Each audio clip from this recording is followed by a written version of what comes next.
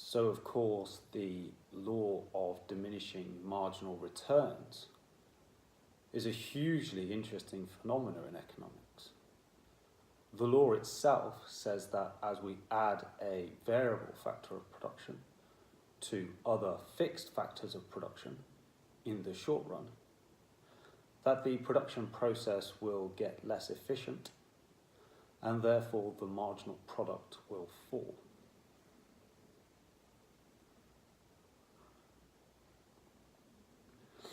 It's because of this phenomena then that we also get increasing marginal costs.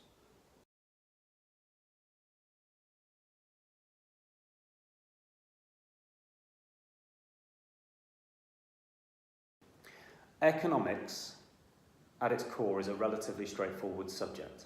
It's got one very simple idea, and it's always been the same idea, this idea that resources are scarce, but that people's wants and needs are infinite.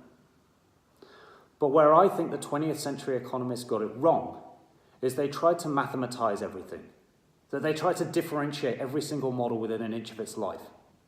And then in terms of the theory, they tried to square the circle by saying, me, well, I'm just a utility maximizer, and if I follow my self-interest, and if firms, if they follow their own profit incentive, that somehow the market forces will lead to the most efficient allocation of resources. Well, here we are in the first 2 decades of the 21st century, and I think that's clearly been proved wrong. That income inequality has exacerbated to such an extent that the wealth is now concentrated in just the hands of a few. And we're constantly being told about the environment and how the future generations coming up behind us are going to have a worse standard of living than we do because of climate change. Economics should be very clear in its aim. And in order, I think, for the 21st century economists to make a difference, is the first thing we need to do is take back control of the ideas of the subject and then make those ideas as simple and clear as possible when we communicate it with non-economists. And I think if you start with this idea of poverty, everybody can agree that poverty is an undesirable consequence of economic growth. The idea that people are still struggling to maintain their basic wants and needs. We can eradicate poverty.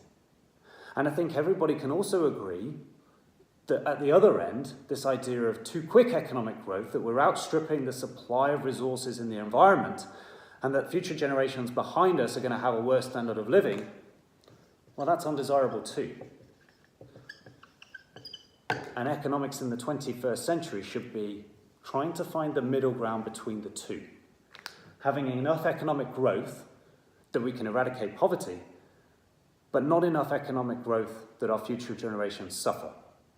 And I think the eighth way to think like a 21st century economist is to have simple ideas and be able to communicate them effectively.